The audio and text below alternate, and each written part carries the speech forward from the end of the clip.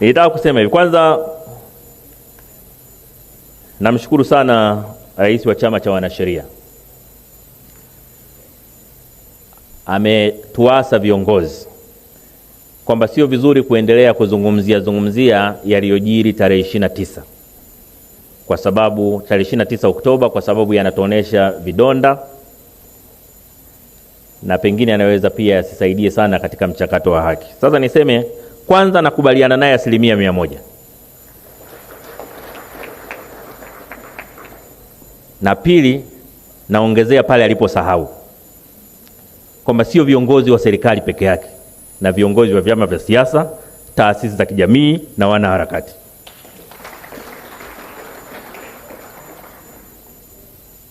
Rais ameunda commission ya kufanya inquiry, inaendelea kufanya kazi, kuendelea kuzungumzia kwa viongozi wa serikali, wa taasisi za kijamii, vyama vya siasa, wanaharakati, kuendelea kuongelea nje ya mfumo wa kisheria uliowekwa kwa jambo hili, ni kutolitendea haki taifa letu. Kwa hiyo ni muhimu sana kila mtu anayeipenda Tanzania akubaliane na rais wa chama cha wanasheria kwamba tusitoneshane, tutoe nafasi kwa vyombo vya kisheria kutimiza wajibu wake. Habari gani Mwanakyeo TV? Kama ni mara yako ya kwanza, tafadhali subscribe na turn on notification. Karibu katika ulimwengu wa siasa. Jina langu ni Mwanakyeo TV. Mwanasiasa kutoka katika chama cha demokrasia na maendeleo Chadema, Godbless E.J. Lema, lakini pia ni mjumbe wa kamati kuu ya chama cha demokrasia na maendeleo yaani Chadema, Godbless E.J. Lema ameamua kumjibu makamu wa rais wa Jamhuri ya Muungano wa Tanzania ambaye ni Dr. Emmanuel Nchimbi. Amemjibu Dr. Emmanuel Nchimbi kutokana na siku ya jana ambapo alisema kwamba kuendelea kuzungumzia ya Oktoba 29 ni kutotendea haki. Hicho kilikuwa kichwa cha habari ambapo vyombo vingi vya habari viliripoti mazungumzo ya Dr. Nchimbi. Godbless E.J. Lema ameamua kumjibu kwa waraka mrefu kidogo kuhusu maneno ya Dr. Nchimbi ambapo anasema kuendelea kuzungumza yale matukio ya Oktoba 29 ni kutotendea haki. Na nukuu maneno ya Godbless E.J. Lema, anasema kama watoto wenu wangekuwa miongoni mwa waliouawa na kama miili yao ingekuwa ikitafutwa kama mizigo sio na wenyewe, kauli zenu singekosa maarifa na utu wa kiwango hiki. Hata hivyo, nafikiri nitakuwa mpumbavu kudhani ungeweza kuzungumza tofauti, maana wewe ni makamu wa rais uliotokana na uchaguzi ule. Nataka kuwa mpumbavu mimi. Muda una nguvu sana na historia ina kumbukumbu ndefu kuliko vyeo. Mwisho kunukuu maneno haya ambayo ameandika Godbless E.J. Lema. Kifupi, Godbless E.J. Lema anajaribu kuweka mtazamo wake kwa maneno ambayo makamu wa rais Emmanuel Nchimbi alizungumza kwamba kuendelea kuzungumzia ya Oktoba 29 ni kutotendea haki. Lakini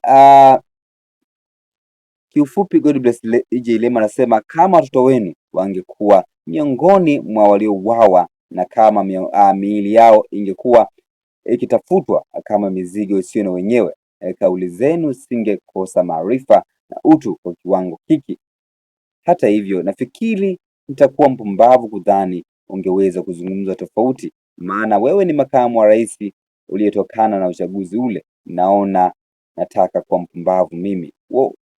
Muda una nguvu sana na historia ina kumbukumbu ndefu kuliko vyeo. Kifupi hapa Godbless E.J. Lema anataka kumaanisha kwamba kuna baadhi ya vijana wengi ambao waliweza kuuawa katika matukio ya Oktoba 29, lakini kuna baadhi ya miili ilikuwa inatafutwa na haikuweza kuonekana, na akasema kama watoto wenu wangekuwa ni miongoni basi waliouawa, basi nadhani msingekosa maarifa ya kiwango hiki. Hayo ni maoni ya Godbless E.J. Lema katika mtandao wa Twitter. Maoni yamekuwa ni mengi kwelikweli katika mtandao wa X. Takribani watu zaidi ya 100 hapa katika eneo la comment section wameweza kutoa, lakini like zimekuwa nazo ni nyingi kwa kweli, like zaidi ya 716 na huku ripoti zikiwa zaidi ya 121 ambazo zimepatikana katika chapisho la God Bless EJ Lema. Nitapitia maoni mawili matatu nione watu wana maoni gani kwa hichi ambacho God Bless EJ Lema amekizungumza. Kwa kwanza anaitwa Carmen anasema kwanza kujulisha hili swala halitaisha mpaka ile ngoma ya ICC iteme.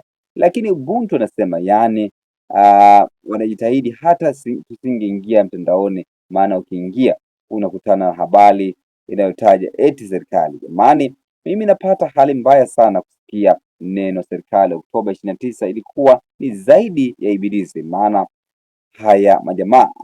Mwingine anaitwa The Voice of Jonah mnasema Mheshimiwa Vice President uishi milele.